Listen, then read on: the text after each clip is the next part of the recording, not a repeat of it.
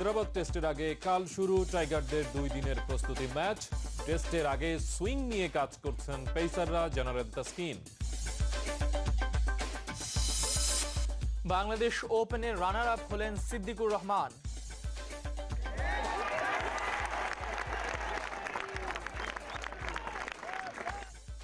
দেশের মাটিতে এটাই সেরা সাফল্য এই গলফারের।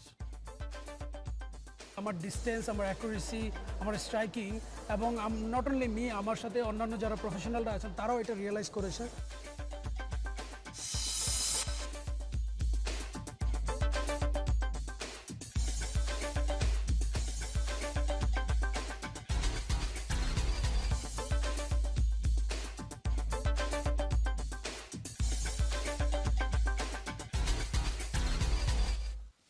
স্বাগত স্পোর্টস ওয়ার্ল্ডের রাতের আয়োজনে, আপনাদের সঙ্গে আছি আমি ইহতিশাম সবুজ। আমি মাজুর মুর্শিদ। শুরুতেই বাংলাদেশের ভারত সফর প্রসঙ্গ। বিশ্ব ক্রিকেটে বাংলাদেশের সামর্থ্যের প্রমাণ দেওয়ার সবচেয়ে বড় সুযোগ হায়দ্রাবাদ টেস্ট, যেখানে প্রতিপক্ষের বিশ্বসেরা ব্যাটিং লাইন আপের বিপরীতে সুইং নিয়ে বিশেষভাবে কাজ করছে টাইগার পেসাররা। মূল লড়াইয়ের আগে একমাত্র প্রস্তুতি ম্যাচকে সামনে রেখে এমনটা জানিয়েছেন তাসকিন আহমেদ। হায়দ্রাবাদে ভারতীয় এ দলের বিপক্ষে 2 দিনের এই প্রস্তুতি ম্যাচ শুরু হবে কাল সকাল 10টায়। এই উইকেটেই লুকিয়ে রয়েছে যত রহস্য। 16 বছরের টেস্ট ইতিহাসে ভারতে টেস্ট খেলা হয়নি, আর পড়া হয়নি কোনো উইকেটের আচরণ। তাই তো রহস্য উন্মোচনে হায়দ্রাবাদে ব্যাটে বলের জোরদার প্রস্তুতি বাংলাদেশের। রাজীব গান্ধী স্টেডিয়ামের উইকেট নিয়ে যত আগ্রহ এখন বাংলাদেশ শিবিরে। Not only India, subcontinents are very flat wicket, good for batting and big turn as well. So actually we have to think and we are also try to adjust ourselves. যদিও প্রস্তুতি ম্যাচটি হচ্ছে সেকান্দারাবাদের জিমখানা মাঠে। সবশেষ খেলা নিউজিল্যান্ডের বাউন্সি কন্ডিশন থেকে বেরিয়ে আসতে সাহায্য করবে প্রস্তুতির এই ম্যাচটি। তারপরও ম্যাচে সুইং করানোর বাড়তি পরিকল্পনা করছে কোর্টনি ওয়ালশের শিষ্যরা। In our team we don't have much experienced fast bowler, but still we can do well. We already proved that. So if we execute well and we are practicing, still we hoping that we can do reverse, we can do swing as well. ভারতের বিপক্ষে test বলেই মাঠের পারফরমেন্সের সঙ্গে আলোচনায় মনস্তাত্ত্বিক লড়াইও। তাই তো সামর্থ্যের জানান দিতে কার্পণ্য করতে চায় না team Tigers. It's a good opportunity to show the world that we can play well. So ইনজুরির কারণে নিউজিল্যান্ডের বিপক্ষে শেষ টেস্ট মিস করলেও প্রস্তুতি ম্যাচেই গ্লাভস হাতে নামছেন অধিনায়ক মুশফিকুর রহিম। এই ম্যাচে পেসার আবু জাহেদ রাহির খেলাও নিশ্চিত। প্রস্তুতি ম্যাচের জন্য অভিনব মুকুন্দের নেতৃত্বে ভারত এ দলটি বেশ শক্তিশালী, আর তাই এই চ্যালেঞ্জটাও কম বড় নয় টাইগারদের জন্য। ইহতিশাম সবুজ, যমুনা স্পোর্টস। হায়দ্রাবাদে বাংলাদেশের জন্য স্লো উইকেট বানাবে ভারত। ধারণা জাতীয় দলের সাবেক বাঁহাতি স্পিনার মোহাম্মদ রফিকের। এই শহরে তার অলরাউন্ড নৈপুণ্যে কেনিয়ার বিপক্ষে 1998 সালে প্রথম ওয়ানডে জয়ে স্বাদ পেয়েছিল বাংলাদেশ।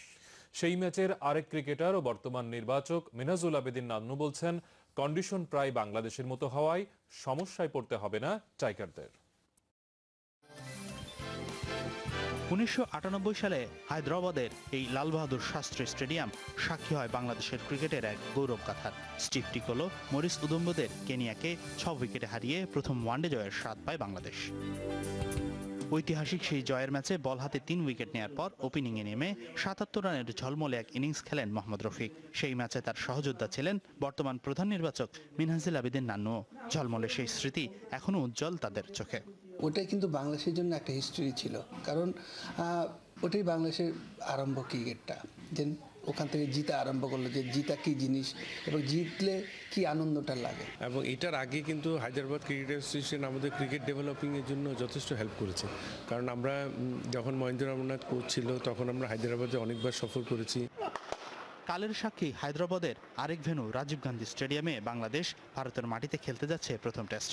সেই লড়াইয়ের আগে হায়দ্রাবাদের কন্ডিশন টাইগারদের জন্য অনুকূল হবে বলে বিশ্বাস ওই শহরে জাতীয় দল আর ক্লাবের হয়ে প্রায় 15টি ম্যাচ খেলা মিনহাজুল আবেদিন নান্নুর। পিচও কিন্তু একটু লালচে টাইপ ছিল ও আমরা যে সময় খেলেছিলাম, এখন কিন্তু এটা চেঞ্জ করে ফেলেছে। এখন যেটা রাজীব গান্ধী স্টেডিয়াম আছে এটা পুরো সবুজ, সেই হিসেবে মনে করি যে একটু ডিফারেন্ট টাইপ উইকেটে খেলবে। এবং যেহেতু আমরা নিউজিল্যান্ড থেকে এখন খেলে এসেছি, তো ঘাস যদি একটু থাকে আমার মনে হয় না যে আমাদের খেলোয়াড়দের খুব একটা বেশি অসুবিধা হবে। তবে মোহাম্মদ রফিকের ধারণা আবার উল্টো। নিউজিল্যান্ড থেকে ফিরে হায়দ্রাবাদের উইকেটে খেলা বড় এক চ্যালেঞ্জ হবে টাইগারদের জন্য, এমন বিশ্বাস রফিকের। নিউজিল্যান্ড কি উইকেটে খেলে আসে, বাউন্স উইকেট খেলে আসছে। এখন দেখবেন যে ওরা ওইরকম স্লো উইকেট বানাবে, কারণ কি ওরা চিন্তাভাবনা কিন্তু অন্যরকম থাকে। তবে অতীত বর্তমান কন্ডিশন উইকেট যেমনই হোক না কেন ভারতের বিপক্ষে ম্যাচ ড্র করতে পারলে বিশাল এক অর্জন হবে বাংলাদেশের জন্য, এমন বিশ্বাস সাবেক ক্রিকেটারদের। হাসানুর রহমান, যমুনা স্পোর্টস, ঢাকা। এবার বাংলাদেশ ওপেন গলফের খবর। দেশের মাটিতে গলফে সেরা সাফল্য পেলেন বাংলাদেশি গলফার সিদ্দিকুর রহমান। পারের চেয়ে 13 শট কম খেলে রানার আপ হয়েছেন এশিয়ান ট্যুরের টুর্নামেন্ট বাংলাদেশ ওপেনে। নিজেকে মানসিকভাবে শক্ত করার ফলেই এই সাফল্য পেয়েছেন বলে মনে করেন সিদ্দিকুর। পারের চেয়ে 17 শট কম খেলে চ্যাম্পিয়ন হয়েছেন থাইল্যান্ডের গলফার জ্যাচ জেনুয়াত্তানানন্দ। এই ছবি বলে দেয় টানা 2 বছর কতটা চাপে ছিলেন বাংলাদেশের প্রথম পেশাদার গলফার সিদ্দিকুর রহমান। দর্শকদের সমর্থন কাজে লাগাতে পারেন না, ঘুচিয়ে দিলেন এই অপবাদও। তীরে এসে তড়িডোবান সিদ্দিকুর রহমান যেন খেই হারিয়ে ফেলেন শেষে এসে। তবে এবার ঘরের কোর্স দেখলো দেশের গলফের সবচেয়ে বড় তারকার অন্য রূপ। লিডার বোর্ডে 29 থেকে 5, এরপর 3, আর শেষ দিনে আরো এক ধাপ টপকে দ্বিতীয় হওয়া। সবচেয়ে বড় কথা, নিজের সাথে যুদ্ধে জয়ী সিদ্দিকুর এদিন সারাদিনে খেললেন পারের চেয়ে 5 শট কম। একটি বগির বিপরীতে 6টি বার্ডিতে দিনটিকে নিজের করে নিলেন। সব মিলিয়ে পারের চেয়ে 13 শট কম খেলে রানার আপ তিনি। আমিও একটু মাঝে মাঝে ইমপ্রেস হয়েছি, আমার ডিস্টেন্স, আমার অ্যাকুরেসি, আমার স্ট্রাইকিং, এবং নট অনলি মি, আমার সাথে অন্যান্য যারা প্রফেশনালরা আছেন তারাও এটা রিয়েলাইজ করেছে।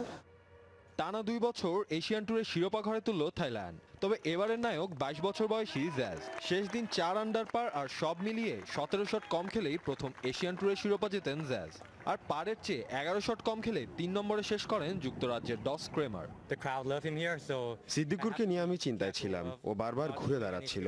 এমনকি শেষ দিন একটা পর্যায়ে আমি ভরকেও গিয়েছিলাম। তবে শেষ পর্যন্ত প্রথম শিরোপা জয়ে আমি দারুণ আনন্দিত। গলফারদের এবারের মিলন মেলা শেষে তাই চওড়া হাসি আয়োজকদের মুখে। এই টুর্নামেন্টকে গলফের ইতিহাসের গুরুত্বপূর্ণ অধ্যায় হিসেবে অভিহিত করছেন আয়োজকরা। এবারও সবচেয়ে বেশি সংখ্যক প্রফেশনালরা এই টুর্নামেন্ট খেলার সুযোগ পেয়েছে।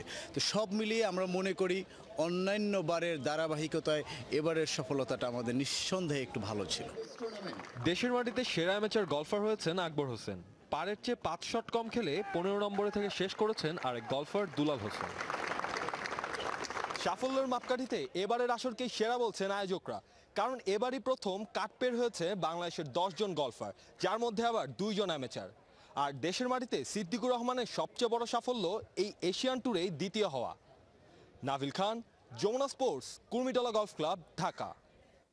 মঞ্জুর, একটুর জন্য চ্যাম্পিয়ন হতে না পারলে এই আসরটি কিন্তু অনন্য কেটেছে। প্রথম রাউন্ডটা যদি ভালো যেত নিশ্চিতভাবে হয়তো তিনি চ্যাম্পিয়ন হতে পারতেন।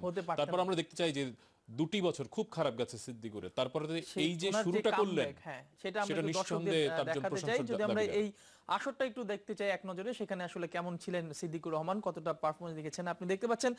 জ্যাজের সঙ্গে মূলত তার যে কম্পিটিশনটা হয়েছিল সেখানে যেটা সিদ্দিকুর সবসময় আমরা জানতাম যে শেষের দিকে তিনি খেয়ে হারিয়ে ফেলেন, মনোসংযোগটি নষ্ট করে ফেলেন, সেটি কিন্তু শুরুর রাউন্ডেই দেখা গেছে। আপনি দেখেন জ্যাজ যেখানে 64 শটে শেষ করেছেন প্রথম রাউন্ড, সেখানে কিন্তু 71টি শট খেলতে হয়েছে সিদ্দিকুরকে, এবং পুরো ওখানেই 7 ব্যবধান হয়ে গেছিল। এবং পরের 3টি রাউন্ডে কিন্তু জ্যাজ থেকে ভালো করেছেন। আপনি দেখেন ও 67 আর 66, 69, 68, 67 এবং 66, অর্থাৎ পরের 3 রাউন্ডে কিন্তু কভার করতে পেরেছে, কিন্তু এত বেশি পার্থক্য হয়ে গিয়েছিল যার কারণে কিন্তু শেষ পর্যন্ত সেটা কভার করতে পারেনি। অর্থাৎ জ্যাজ যেখানে 17 আন্ডার পার খেলেছেন সেখানে কিন্তু 13 আন্ডার পারে দ্বিতীয় অবস্থানে থেকে শেষ করতে হয়েছে। এবং তারপরে ডজস কেমার, তিনি যুক্তরাষ্ট্রের গলফার, কিন্তু পারের থেকে 11 শট কম খেলেছে।